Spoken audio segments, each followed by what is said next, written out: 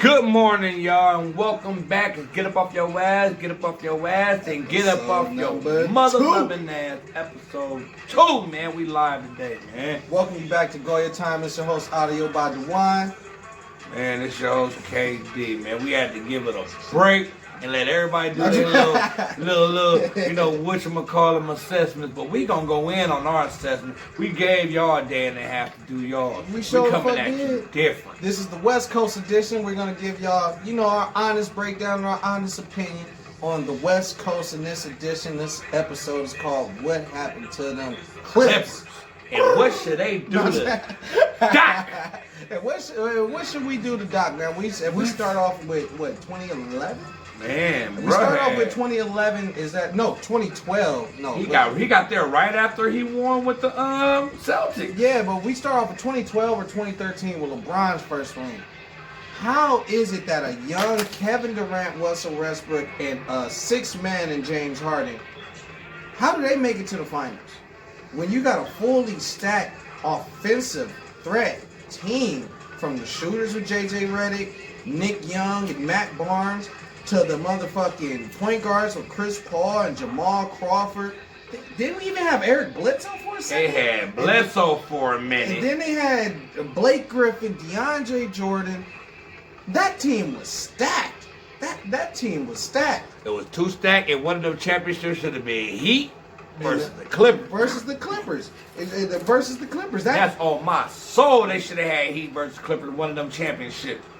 Because you got to remember, we from the LA County, and we know for a period of time, by that Staples Center, they was holding up nothing but Clipper shit. All by the dispensaries and shit. By the Clipper.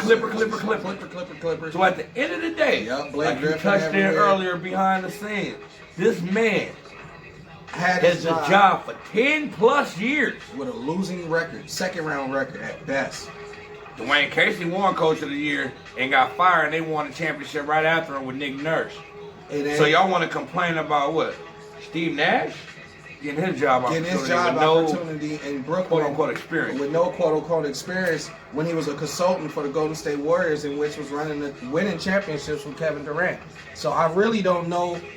What are we talking about here? Yeah, he have no head coaching experience, but he has experience as a two-time MVP and as a player consultant. So he knows what to bring to a team and how to, And they're talking about how they gonna run their team. Everybody had the little script written up in their post game. Oh, it's chemistry. It's chemistry. Ain't no way we want to break up our team. We love what we got. I hear George, Paul George, and all these guys. I hear them. But Lou Will said one thing that was right. It wasn't that we had 3 games to close these guys up and 2 opportunities. We was up 20. I wasn't hearing about no chemistry when you was up 3-1. Well, yep, when you was up 3-1. We was talking about that. Oh, what? Ain't nobody talking about playoff P now. That's what we was hearing. So at the end of the day, where are we going with it?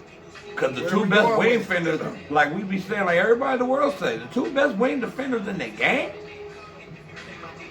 an important game of your life, you combine 24 points, my nigga. 24 punk-ass points. I don't think the backcourt like each other. What do you think? A 2-year or a 3-year guard got 40 points by himself.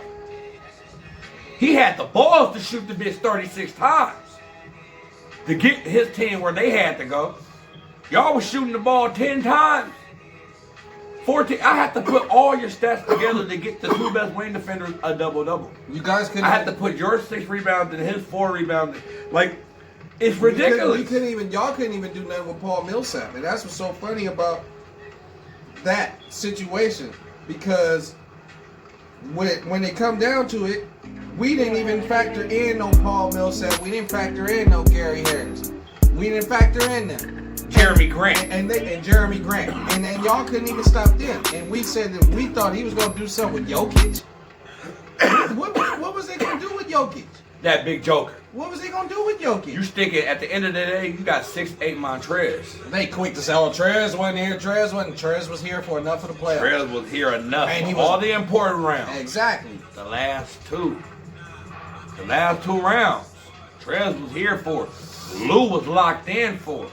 Patrick Beverly quarantine got cut short. Jokic had 22 rebounds in that And we closeout on game. the box. He had 22 rebounds in that closeout game. Y'all tell me y'all weren't even trying to box out? And I'm going to keep it real with you, man. 46 minutes, Kawhi Leonard. For 43 minutes. 6 rebounds, 6 assists, and 14 points. No, sir. No, sir. Not on duty. Not on duty. Paul George. As the homie said in the comment, more like PG-10. PG-10. I seen him in He did quarantine Paul. That's what he Yeah, said. quarantine Paul. Someone called that nigga Pandemic P. Pandemic Bro, P. Hey, Look but he at was, my nigga. for the most part, he was hooping. 38 points. Was he? 38 minutes and 10 points. With 4 rebounds and 2 assists, that's not ball. Yeah, no, that's not ball in that game. Him and Kawhi Leonard chose the perfect game to have a fucking bad game. They deserved a good day to have a bad day. Montrezl Harrell had That shit's 26 crazy. minutes and 20 points. Go ahead.